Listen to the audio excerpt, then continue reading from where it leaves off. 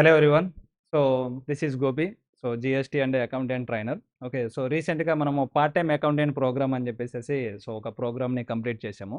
So, అందులో student అయిన మునీర్ మన దగ్గర ఇప్పుడున్నారు. సో, తను ఎలా నేర్చుకున్నారు? అండ్ ఈ ప్రోగ్రామ్ తన కెరియర్‌కి ఉపయోగపడిందా? యాస్ ఎ అకౌంటెంట్‌గా తనకి సో, ఎలాంటి స్టెప్స్‌లలో తనకి ఉపయోగపడుతుంది? అనే దాని గురించి సో, తన యొక్క వర్డ్స్ ద్వారా మనము విందాము. Okay. Yeah! Hi Munir bhai. Hi sir.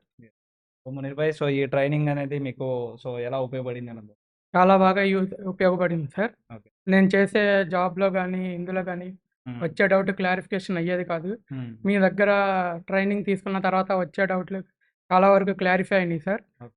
వర్క్‌లో కూడా అప్‌డేట్ అయ్యాను సార్. ఓకే. అప్‌గ్రేడ్ చేసుకుంటూ టాలీలో డౌట్‌లు కూడా క్లారిఫై చేసుకుంటూ మిమ్మల్ని అడిగి సందేహాలు తీర్చుకుంటూ మెరుగయ్యాను సార్. యెస్. యెస్. సో, మీరడిగిన డౌట్స్ అన్నిటికి నా సొల్యూషన్స్ గాని, మీకు ఎక్స్‌ప్లనేషన్ గాని సో, ఎలా అనిపిచ్చింది? చాలా బాగా రీచ్ అయ్యాయి సార్. మీరు చెప్పిన ఎవ్రీ క్లాస్ నేను ప్రాక్టికల్ చేసి మళ్ళీ ఏమన్నా డౌట్ వస్తే మిమ్మల్ని అడిగి 100% రెక్టిఫై చేసుకొని ఓకే. ఇంప్రూవ్ అయ్యాను సార్. ఓకే.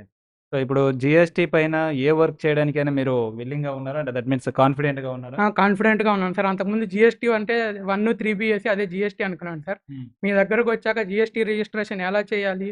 కస్టమర్స్‌ని ఎలా అప్రోచ్ అవ్వాలి? ఎలా కాంటాక్ట్ అవ్వాలి? అనేది కూడా నేర్చుకున్నాను సార్. అదొక బెస్ట్ టర్నింగ్ పాయింట్ నాకు జీఎస్టీ వైస్‌గా. యెస్. సో, మీరు ఏదైనా ఇప్పుడు ఒక పార్ట్ టైమ్‌గా అంటే దట్ మీన్స్ విత్ యువర్ ఇండిపెండెంట్‌గా ఒక ఇండిపెండెంట్ అకౌంటెంట్‌గా ఓకే.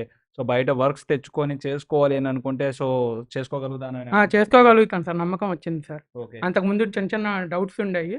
ఆ డౌట్‌లు కూడా తీరిపోయి 100% ఇప్పుడు రెడీగా ఉన్నాను సార్ చేసుకోవడానికి.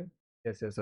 సో, మనం ఇక్కడ టీచ్ చేసిన విధానంలో సో, మీకు ప్రాక్టికాలిటీ అనేది సో, కనిపించిందా? అనిపించిందా? కనిపించింది సార్. థియరిటికల్‌గా, ప్రాక్టికల్‌గా. ఓకే. మీరు థియరిటికల్‌గా చెప్పినప్పుడు నోట్స్ ద్వారా ఎక్కించుకొని, అది ప్రాక్టికల్‌గా పెట్టి, మళ్ళీ అందులో డౌట్‌లొచ్చినప్పుడు మళ్ళీ మిమ్మల్ని నెక్స్ట్ డే క్లాస్‌లో అడిగి క్లారిఫై చేసుకొని 100% హ్మ్. గెయిన్ అయ్యాను సార్. ఓకే. ఓకే. సో, డెఫినిట్‌గా ఏందంటే మీరు ఫుల్ టైమ్ జాబ్‌కి గాని, లేకపోతే ఒక పార్ట్ టైమ్‌గా గాని మీరు మంచి ఇన్‌కమ్ ఎర్న్ చేసుకుందాం అనే కాన్ఫిడెంట్ అయితే సో, మీకు వచ్చింది సార్. అంతకుముందయితే ఫుల్ టైమ్ జాబ్ చేసుకుంటే చాలు అనుకునేవాడిని. హ్మ్. ఇప్పుడు నా స్ట్రెంత్ పెంచుకొని హ్మ్. జాబ్ పార్ట్ టైమ్ జాబ్స్ కూడా చూసుకోవాలనుకొని ఓకే. అనుకుంటున్నాను సార్. కంటిన్యూ చేద్దాం అనుకుంటున్నాను. ఫైన్ మునీర్ భాయ్. సో, ఎలాంటి వాళ్ళకి ట్రైనింగ్ ప్రోగ్రామ్‌లో జాయిన్ అవ్వడానికి సజెస్ట్ చేస్తారు? అకౌంట్స్‌లో చ చేసేవాళ్ళకి బాగా ఇంట్రెస్ట్ ఉండి, హ్మ్. పైగా డౌట్‌లు చెప్పేవాళ్ళు లేక ఇదుంటే, ఓకే. స్టెప్ ట్రైనింగ్ అనేది best option sir. Okay. So, ఏందంటే ఎవరైతే అకౌంటెంట్ ఫీల్డ్‌లో వాళ్ళ కెరియర్‌ని మంచిగా గ్రో గ్రో చేసుకుందాం అనుకుంటున్నారో, చేసుకోవాలనుకుంటున్నారు. సో, వాళ్ళందరికి మీరు ఖచ్చితంగా సజెషన్ అనేది చేస్తారు. చేస్తాం.